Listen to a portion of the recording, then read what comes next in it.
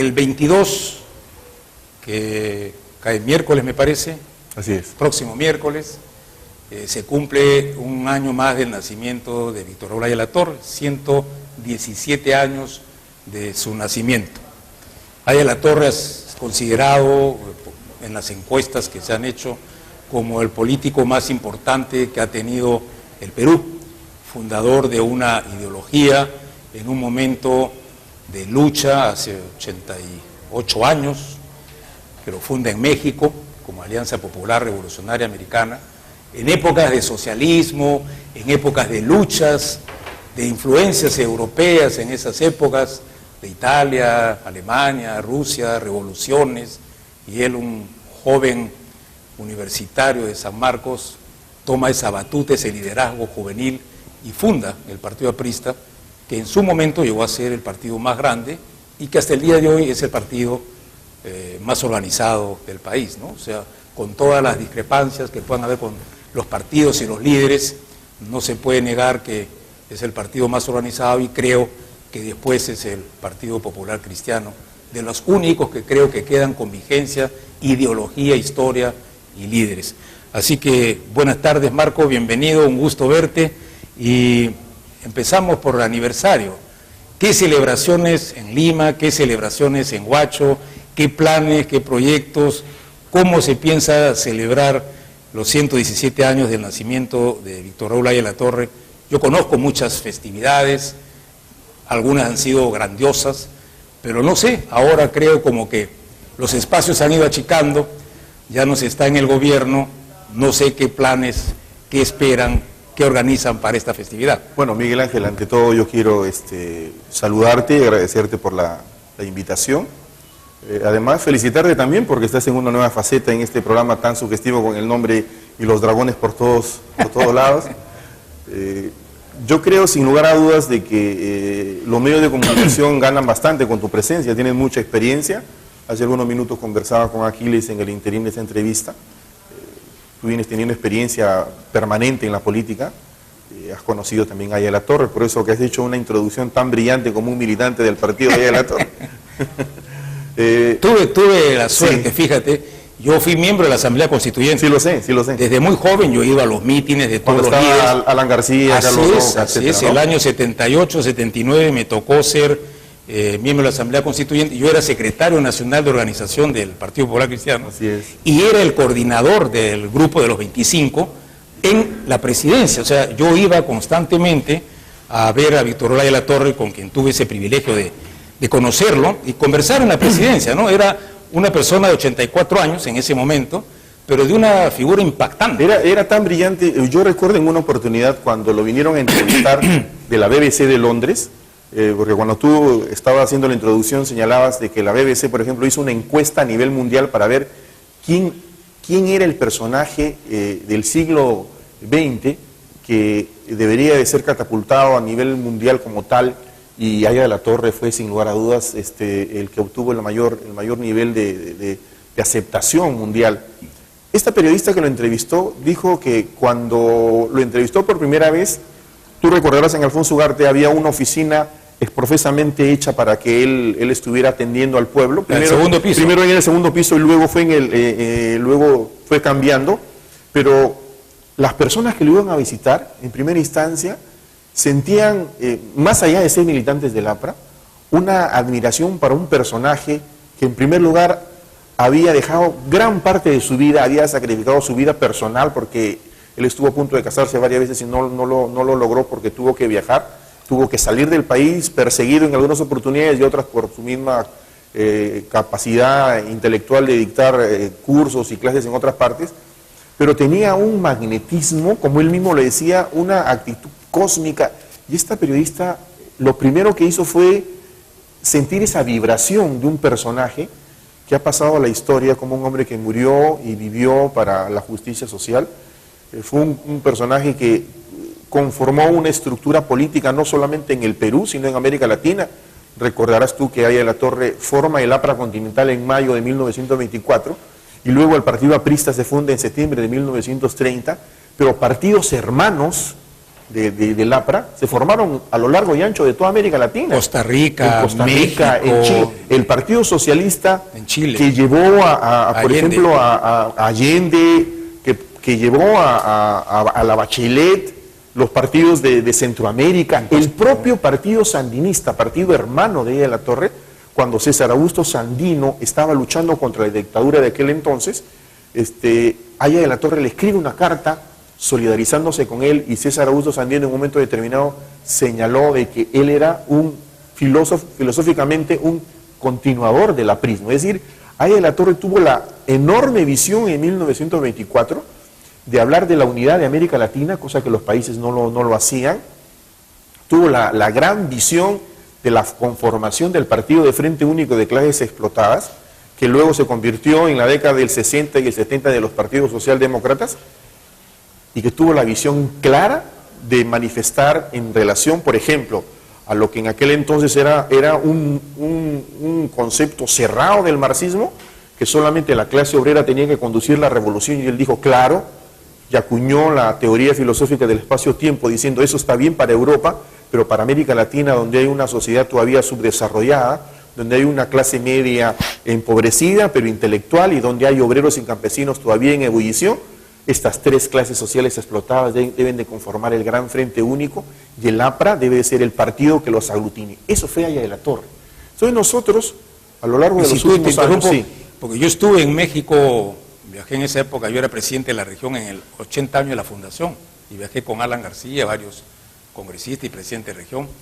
Cuando tú ves la bandera roja con el círculo amarillo y el mapa de cuando él funda, el círculo dorado es Indoamérica, claro, desde México a Argentina hasta Chile, Chile era, ¿no? Sí, hasta Chile, hasta la Patagonia, que parte de Argentina y parte de Chile. Entonces tú ves que la idea era una cosa integracionista de América Latina, mira, ¿no? Hispánica. Aya era un personaje místico que centraba no solamente el concepto ideológico, sino también esa actitud cósmica que él inculcaba a cada uno de los conceptos apristas. Él funda en 1924 el APRA, 100 años después que el libertador Bolívar planteó la unidad de América Latina y de la Gran Colombia, por ejemplo, claro, que fue en 1824 y que nadie le hizo caso.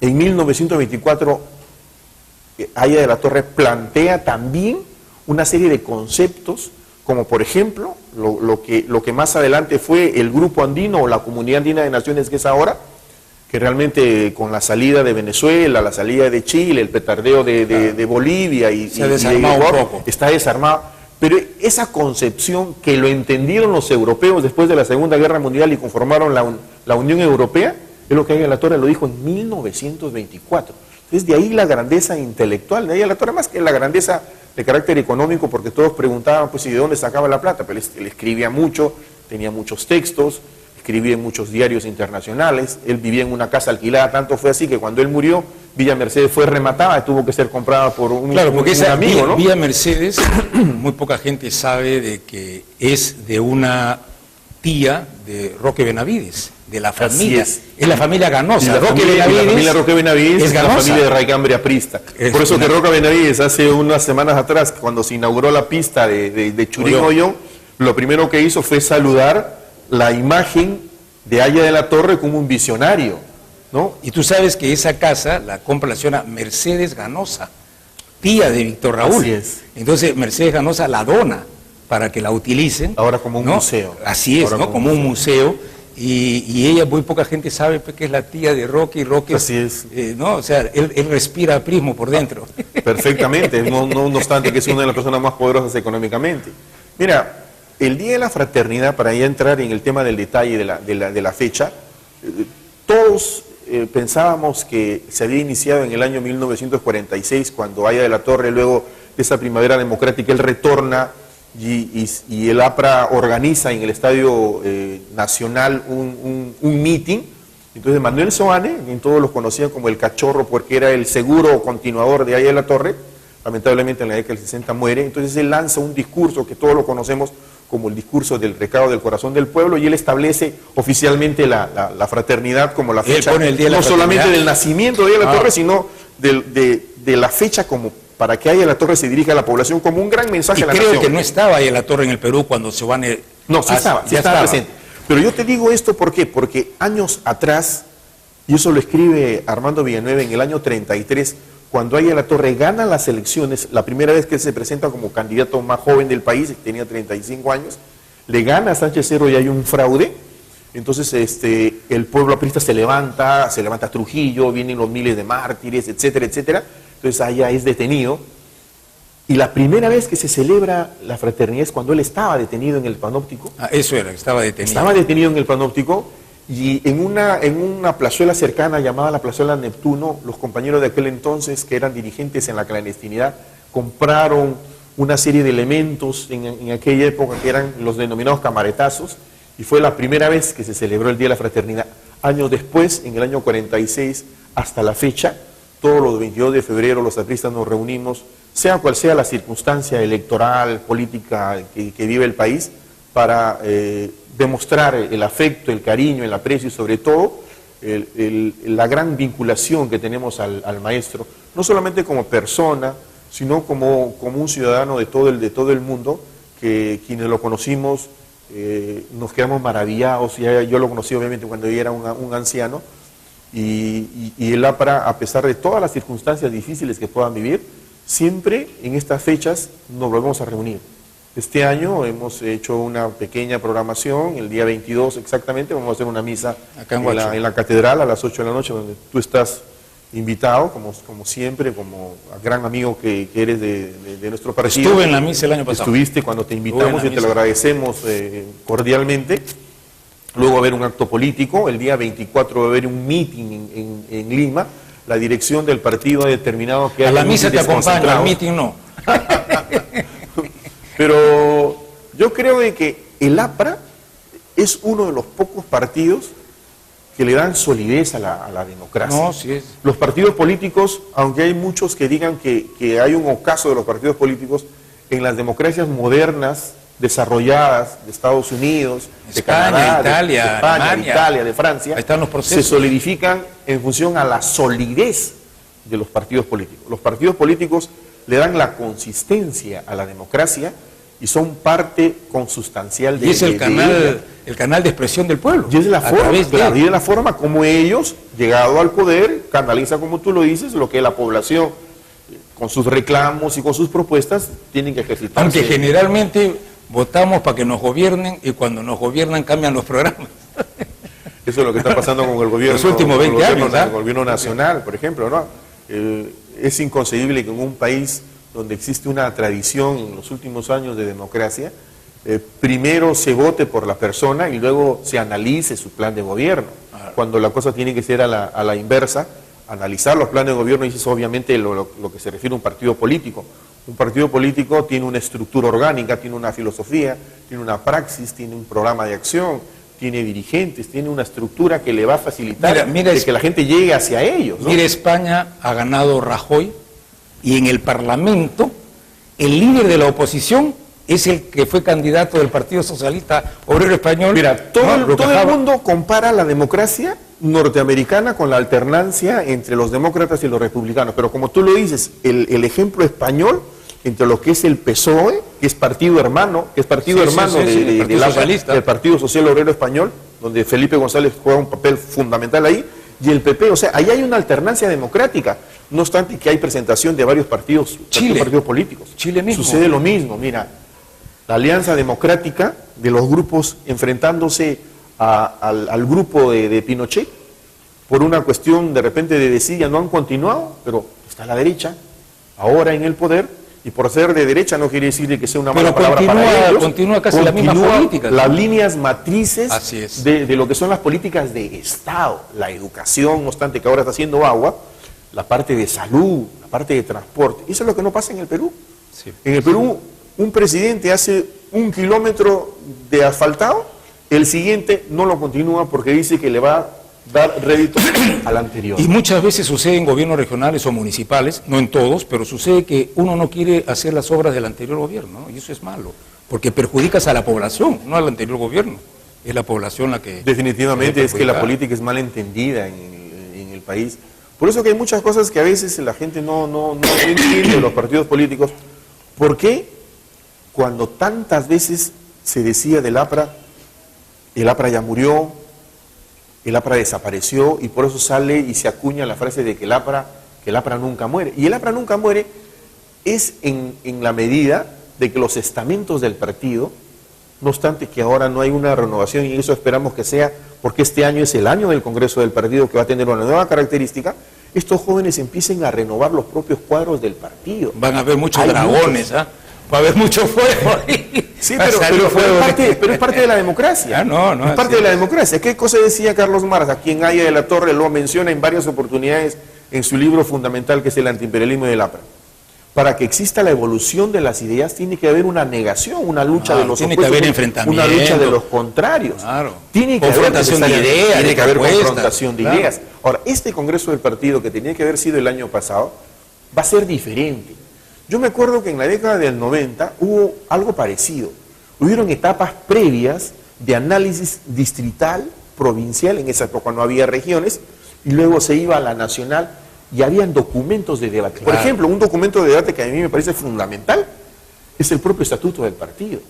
El partido debe de marcar sus líneas matrices y que éstas tienen que ser establecidas permanentes, pero hay otras que deben de ir cambiando conforme va evolucionando la propia sociedad. Sí. Un partido que no va teniendo una capacidad al interior de mirarse en sus errores y hacer una reingeniería, es un partido que va a pasar a la historia. Pero mira, hace 20 años, aquí nomás una generación, no había celular, no había Nextel, no había internet, no había Twitter, no había las redes sociales, Facebook, no había las redes sociales. En 20 años el mundo ha cambiado. Ha cambiado, definitivamente. Entonces, si uno no se moderniza y no se adapta a la realidad nacional o mundial, el partido muere.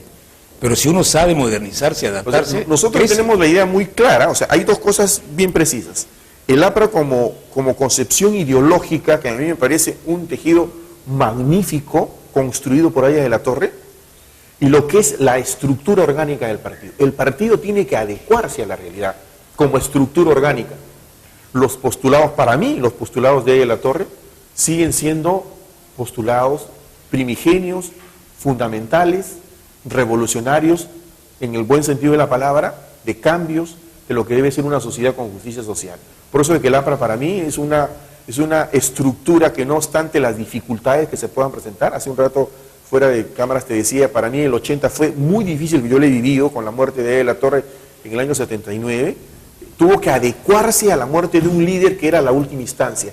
Ahora tenemos que adecuarnos a las circunstancias, a la aparición de nuevos líderes, de nuevas corrientes, etcétera, pero el APRA para mí va a seguir siendo uno de los más grandes partidos de América Latina y del mundo. Bueno, Marco, yo te agradezco tu presencia, a todos los amigos que simpatizan, militan con el Partido Aprista, ya saben que el próximo miércoles 22 hay una misa, ¿a qué hora? ¿7? A las 8 de la noche en la catedral, vamos a estar ahí presentes los militantes del partido de Aya de la Torre. Y el día viernes 24 un mitin, me imagino, en Alfonso Ugarte. Así que los que quieran asistir, ya saben, están cordialmente invitados por Marco. Yo solamente soy un vehículo. Gracias, compañero Miguel Ángel. No, te agradezco, Marco, tu presencia, siempre la amistad y todo lo que sea por el bien de nuestra región, la provincia de Huaura, por el beneficio de la población y por el desarrollo económico y social, siempre estaré ahí. Y creo que hoy día hemos hecho un aporte en el tema turístico bien importante y tenemos ya la presencia en el canal de una persona, creo, muy interesante para todos, como lo he anunciado, que es el gerente general, Enrique Fernández Estrella, el doctor Enrique Fernández, que vamos a tocar el tema de la emergencia. Es un tema que nadie está comentando. Hemos pasado momentos dificilísimos, en Yauyos especialmente se ha cortado toda la comunicación con Cañete y con Lima, todos los productos han perecido, la gente no tenía cómo resolver sus temas de salud y muchas cosas más. Lo mismo ha sido en Guarochirí. Artemio se ha llevado toda la noticia y ha habido mucho bla bla bla en el tema de Artemio. Y me parece fundamental lo que tú dices, ¿sabes por qué?